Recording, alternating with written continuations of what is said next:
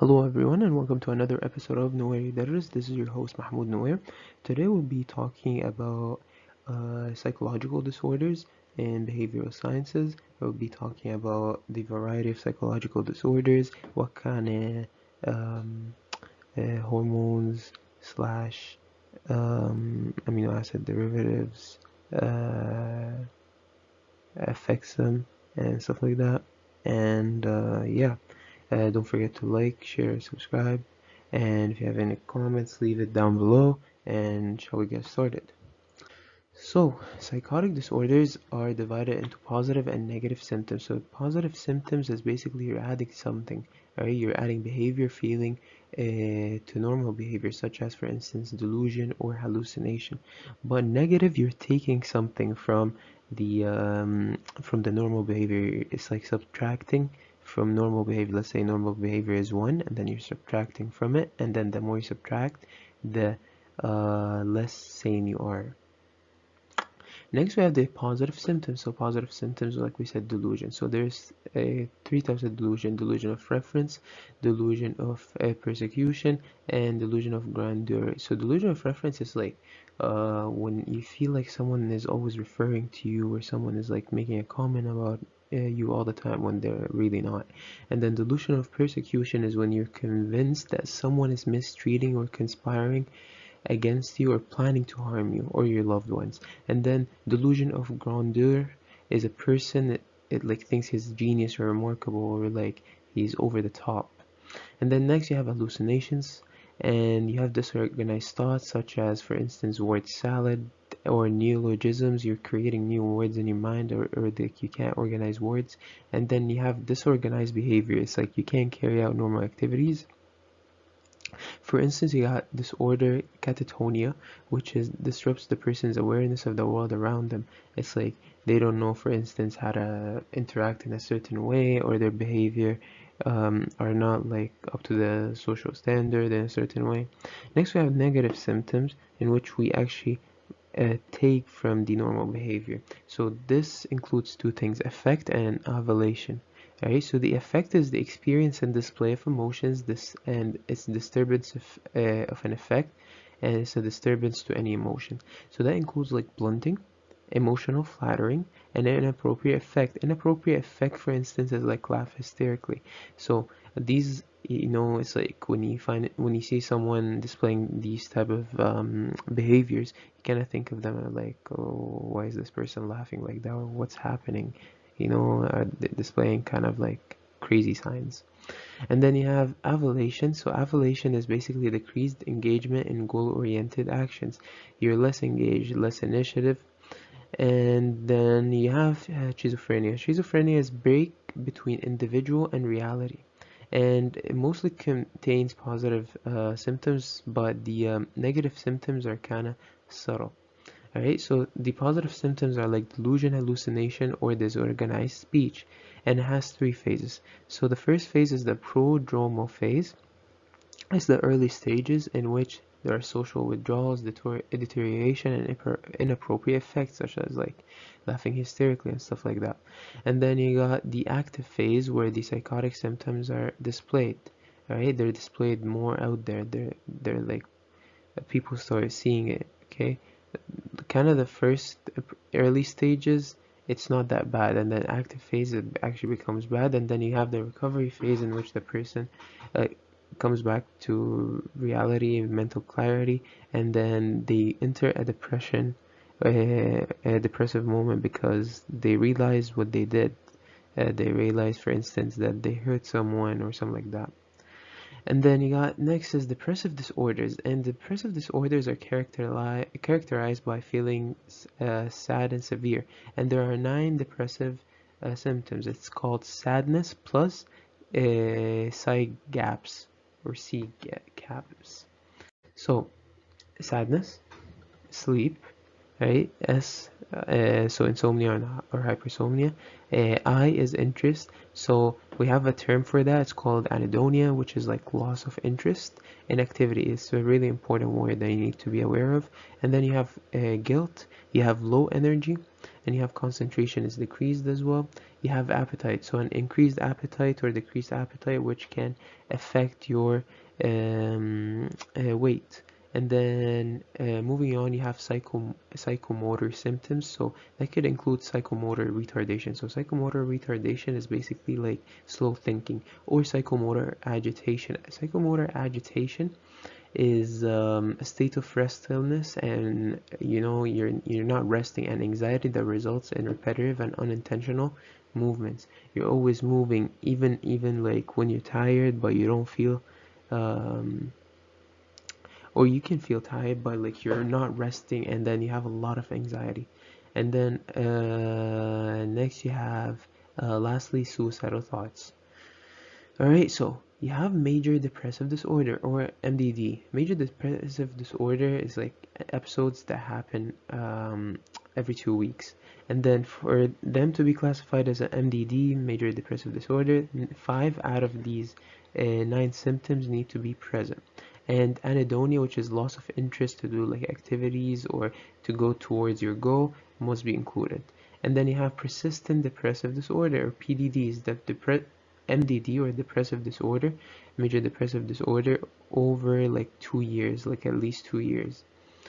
And then you also have dysthymia. So dysthymia, my bad, is depressed mood that isn't severe enough to meet the criteria for major depressive episode. It's like maybe you have 2 or 3 symptoms every once in a while, but they're not really classified as major depressive disorder. And then next you have disruptive mood disorder, which occurs at a fairly young age, between ages 6 to 10, in which the child has consistent or persistent emotional irritability in multiple environments. So they're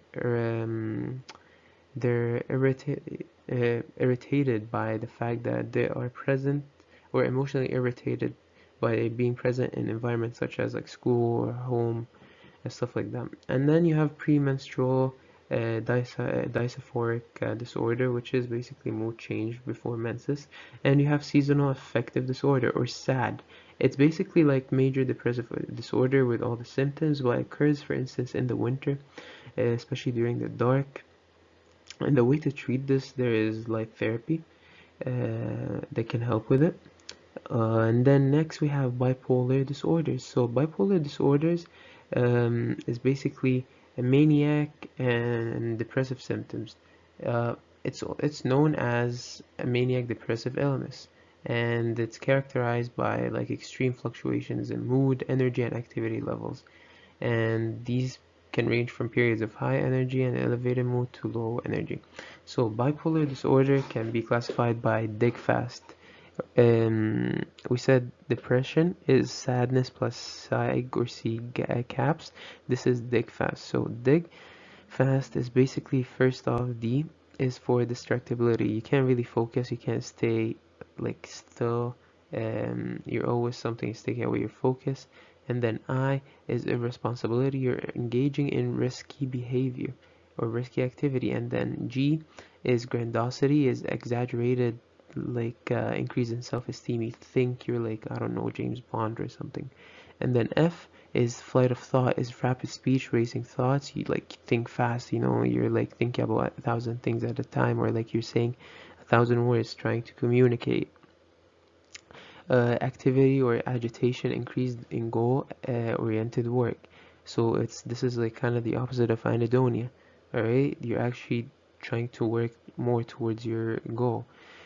And then sleep is decreased need for sleep. And lastly is talkative. You're talkative, you really are talkative, and that's bipolar disorder. And hypomaniac episode, if minimum of 3 out of these 7 symptoms are present, and they're present for more than 4 days, this is called a hypomaniac episode.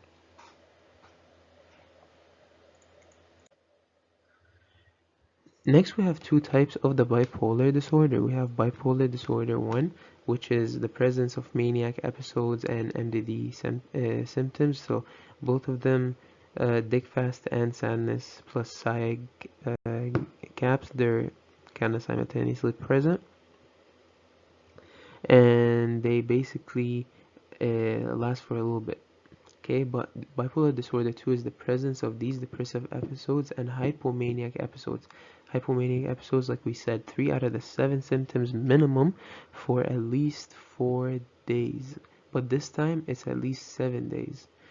Next we have cyclotimic disorder. Cyclotimic disorder and basically is cycling between hypomania and dysthymia. Periods cycling between maniac and depressive disorder for at least 2 years. That's a cyclotomic disorder. Is that you have this kind of, I would say, bipolar disorder, um, 2 for at least 2 years. Mood disorders are due to catheplamines. So the theory of depression include norepinephrine and serotonin. Too much of them causes bipolar disorder, but we'll be speaking about that later. Separation anxiety is anxiety during from being separated from a caregiver.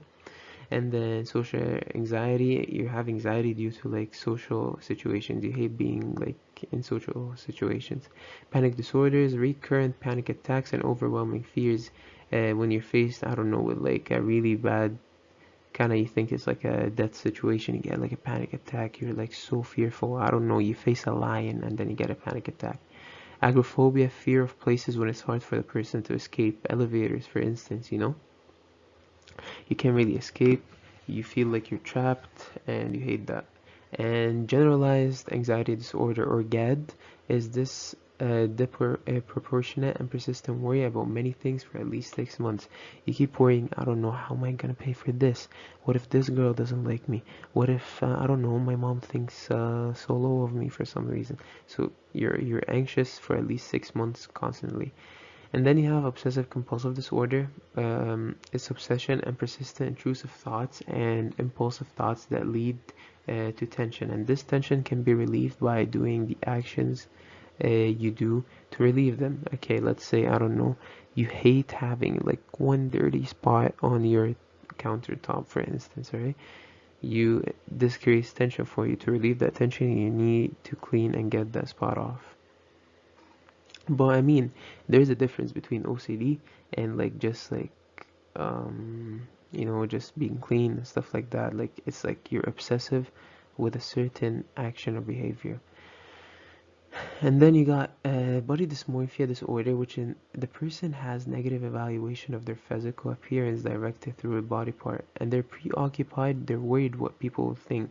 So let's say you have body, I don't know, you go to the gym and then you have like a six pack, blah blah. You have like a good body. From your perspective, maybe when you look in the mirror, you don't really like your body. You don't think it's nice, and you feel like people are not gonna accept it, something like that. But body dysmorphia disorder is like different from like obesity, or different from like anorexia and stuff like that. PTSD symptoms uh, include intrusion, arousal, avoidance, and negative cognitive. PTSD, post-traumatic stress disorder. It's like when you face a life-changing event and it really messes with you, and then you kind of survive the event, and later in life you keep having like kind of flashbacks of it, but you forget memories about it. So intrusion is recurrent reliving of flashbacks. Maybe, maybe I don't know. You went to war and then you're having like flashbacks of what was happening in the tunnels or something. And then you have arousal as the increased irritability, anxiety, and self-destructive behavior. You're irritated as always. You're anxious. Okay, you hate thinking about what happened to you.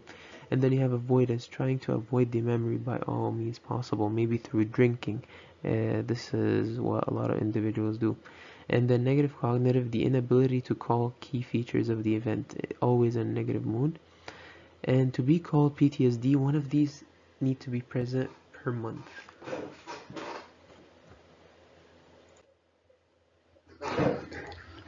Next, we have dissociate disorders. So the dissociate disorders are basically trying to escape parts of the identity to avoid stress. You kind of develop another persona or another personality or another person to avoid the stress or to avoid your reality. So this is a dissociative identity disorder, or DID, is when two or more personalities recurrently take control of patients' behaviors, and this is a result of physical and sexual abuse as a child. You face these during your development years, and they really mess with you. Um, like abuse really messes with you. Um, there's this movie about a guy that has like multiple personalities. I forgot about it, but he kidnaps girls and stuff like that, and it's really messed up. It's like kind of these disorders are like what you find up in messed up individuals or serial killers or kidnappers.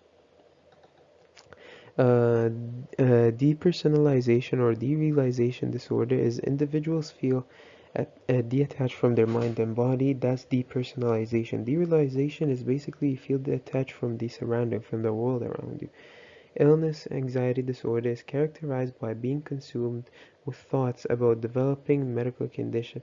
Oh yeah, maybe I'm going to develop, I don't know, like diabetes or something if I eat too much of this, or but there's also a difference between um, being healthy or take care of your body and like having that anxiety disorder that you're anxious about maybe developing an allergy or something like that if you're exposed to just normal things.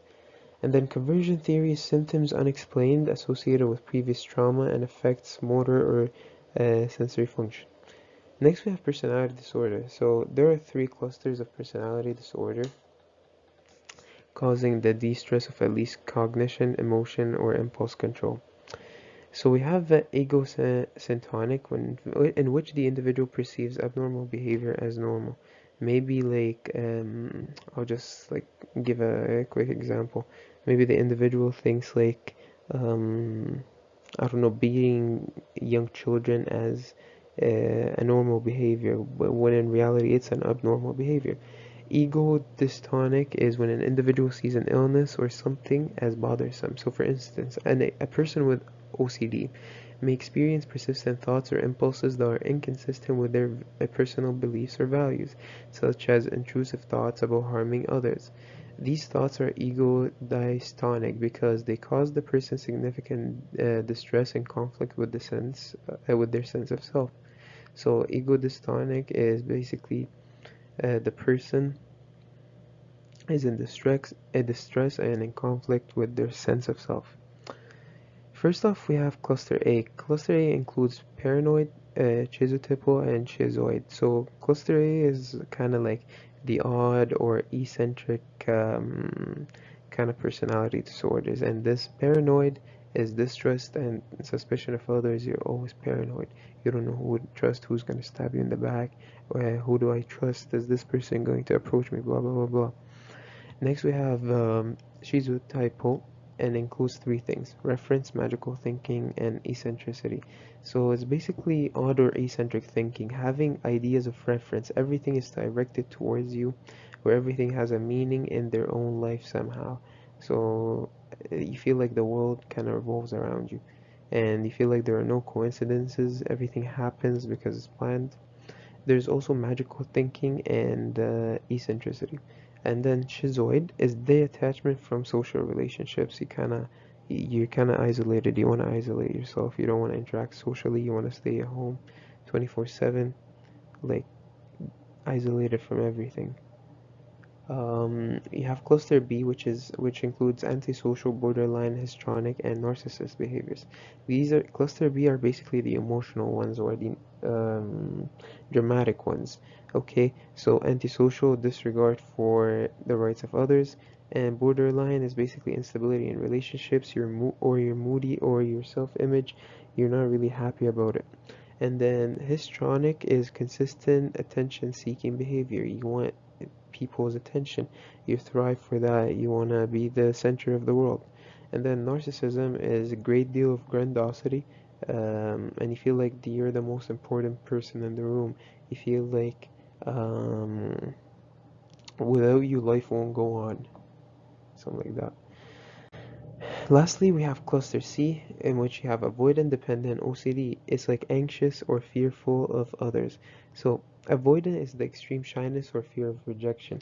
Um, so avoidant, maybe, I don't know, you see a really cute guy or girl, and then you want to approach them, and you feel like, oh, they would be the perfect match for you. But unfortunately, you have a fear of rejection, you're shy, you're extremely shy, but you want to really like accomplish that goal, but you're shy. Dependent is the continuity, um, needing for reassurance. You always need someone to reassure you that you're like a good person, or someone to support you, someone to be right there, someone to be always by your side. OCD, perfectionism, inflexibility, and preoccupied with rules. And then schizophrenia can be associated with genetic factors, birth trauma, and marijuana use. And it's a dopaminergic transmission and dopamine elevated. So just schizophrenia happens when, as it happens, you have dopamine levels going up. And then with depression, it's high levels of glucocorticoids and low levels of serotonin. So high levels of cortisone, and low levels of serotonin and dopamine and norepinephrine. With norepinephrine and serotonin, so too much norepinephrine and serotonin leads to mania. Too little leads to depression. Alright? So kind of think of it as like mm, personality disorder, like bipolar disorder, 2 or 1, or you're like kind of rotating between the depressive symptoms versus the maniac symptoms. All right, so too much norepinephrine or and serotonin results in the maniac, and then too little results in the depressive. And then bipolar has high levels of serotonin and norepinephrine, just bipolar in general without depressive. And then Parkinson is associated with bradykinesia, which is a resisting tremor, and it's kind of related to the low dopamine by substantia nigra. And that's it. If you have any questions, please do let me know, and leave comments. And as always, have a blessed day.